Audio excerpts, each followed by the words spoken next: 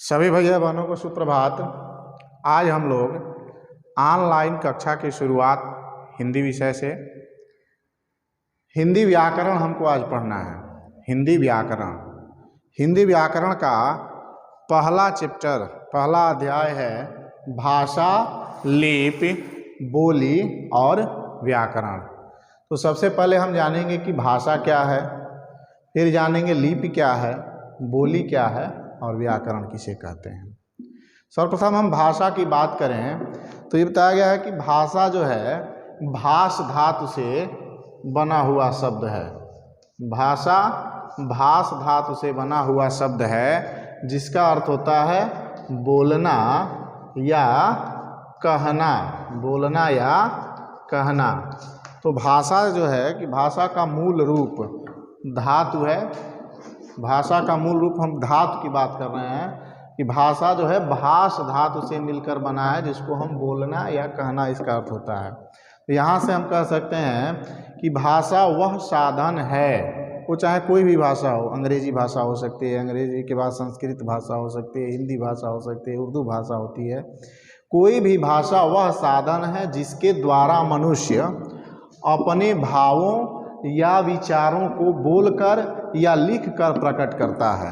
यहाँ से आप क्लियर होती है परिभाषा कि भाषा एक साधन है जिसके द्वारा हम अपने विचारों को या तो किसी के सामने बोलकर प्रकट करते हैं या हम लिखकर अपने विचार को प्रकट कर सकते हैं कि हम कहना क्या चाहते हैं।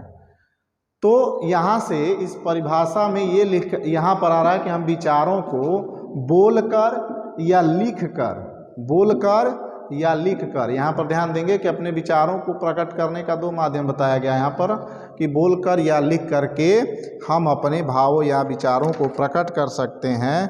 तो इससे स्पष्ट होता है कि भाषा के दो रूप होते हैं। भाषा के दो रूप होते हैं, एक हो जाती है बोलकर यानी मौखिक भाषा और दूसरी भाषा हो गई लिखकर अर्थात लिखित भाषा। हमारे पाठ्यक्रम के अनुसार भाषा के दो रूप मौखिक और लिखित भाषा ही पढ़ना है। इसके अलावा एक सांकेतिक भाषा आती है जिसका प्रयोग अब प्रचलन में कम है। तो ये हुआ कि भाषा के दो रूप बताए गए, एक मौखिक भाषा और एक लिखित भाषा। इसके बाद आते हैं कि भाषा का मूल रूप क्या है। भाषा का मूल रूप क्या है, तो जब हम बोलना सीखते हैं तभी भाषा सीखते हैं, लिखने से पहले हम बोलना सीखते हैं। तो यहाँ से क्या हुआ कि भाषा का मूल रूप मौखिक ही होता है। भाषा का मूल रूप होता है आपके मौखिक भाषा ही भाषा का मूल रूप माना गया है। कोई बालक कोई भी बात कह कर ही शुरू करता है, अपने विचारों को प्रकट करने के लिए वह सबसे पहले बोलता है। यानी कि भाषा का मूल रूप आपका मौखिक भाषा हुआ, क्योंकि मनुष्य ने सबसे पहले बोलना सीखा। मौखिक रूप को सीखना नहीं पड़ता, वह धीरे धीरे अपने आप आ जाती है, लेकिन लिखित रूप को हमको सीखना पड़ता है। पहले हम वर्ण लिखना शुरू करते हैं, अक्षर, उसके बाद मात्राओं का ज्ञान लेते हैं, उसके बाद उसमें मात्रा लगाते हैं, मात्रा लगाना सीखते हैं। तो लिखित भाषा को सीखना पड़ता है, जबकि मौखिक भाषा को सीखना नहीं पड़ता, वो धीरे धीरे अपने आप स्वतः सुनते सुनते यह भाषा आ जाती है। लेकिन क्योंकि भाषा का लिखित रूप बाद में आया, जब व्यक्तियों को अपने से दूर रहने वाले अपने मित्रों और संबंधियों तक अपने विचार पहुंचाने में कठिनाई हुई, तब उसने भाषा का लिखित रूप विकसित किया। जैसे हम मौखिक रूप से हमारे सामने कोई व्यक्ति है तो हम अपने विचार को कह सकते हैं, अपने भाव को बता सकते हैं, लेकिन हमारे सगे संबंधी जो दूर रहा करते थे उस समय ये टेलीफोन, मोबाइल फ़ोन इत्यादि का विकास नहीं हुआ था, इसकी खोज नहीं हुई थी। तो अपने दूर सगे संबंधियों को यदि कोई संदेश देना होता था, विचार बताने होते थे, तो उस समय मनुष्य ने कठिनाई का अनुभव किया। अतः सभी भाषा, जितने भी भाषाएं हैं, उसके लिखित रूप को विकसित किया। अब लिखित रूप की अपनी कुछ विशेषता होती है। जो भाषा के लिखित रूप हैं उसकी विशेषता यहाँ पर बताई गई। सबसे पहली विशेषता है कि भाव या विचारों को सुरक्षित रखा जा सकता है।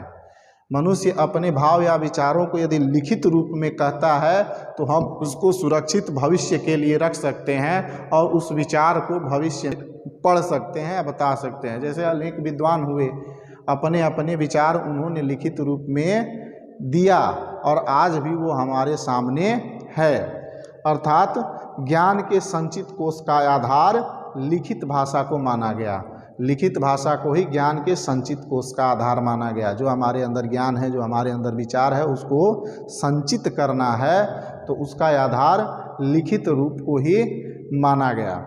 इसके अलावा हम बात करते हैं कि यह जो लिखित रूप है अस्थाई तथा मानक होता है। भाषा के लिखित रूप को यह भी बताया गया कि यह अस्थाई तथा मानक होता है। इसके अलावा यह भी बताया गया कि ये भाषा का जो मौखिक रूप है इसका आधार ध्वनि है।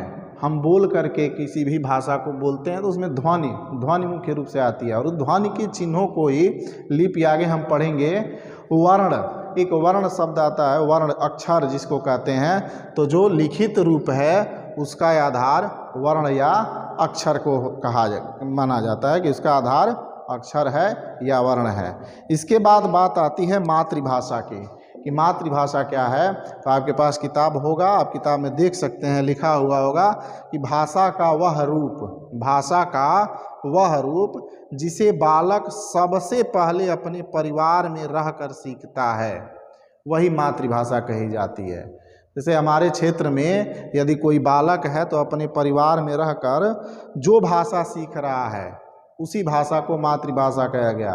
जैसे पंजाब में चले जाएं तो वहाँ के जो बालक हैं वो सर्वप्रथम पंजाबी भाषा सीखते हैं, तो वहाँ की मातृभाषा हो गई।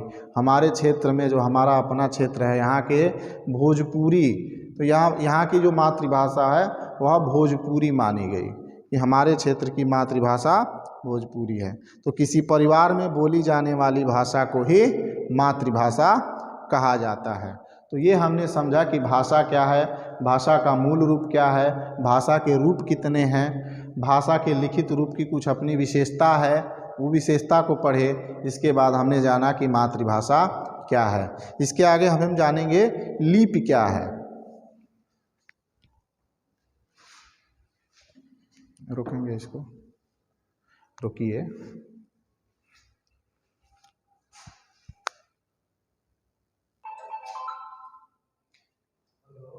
तो अभी हमने देखा भाषा को, देखा भाषा क्या है, उसके रूप को देखा। अब हम आते हैं लिपि क्या है। अभी हमने थोड़ी सी चर्चा इसकी की थी कि लिपि क्या है। अभी हमने बताया कि अपने विचार को हम लिख करके भी प्रकट करते हैं और उसकी कुछ विशेषता बताई गई। तो लिखने के लिए जो हम बोल रहे हैं, जैसे हमारी ध्वनि आ रही है, तो जो हम बोल रहे हैं उसको लिखने के लिए कोई चिन्ह निश्चित किए गए। जैसे हम कह रहे हैं कि क ल म कलम कह रहे हैं, तो क को लिखने के लिए, ल को लिखने के लिए और म को लिखने के लिए एक चिन्ह निर्धारित किया गया।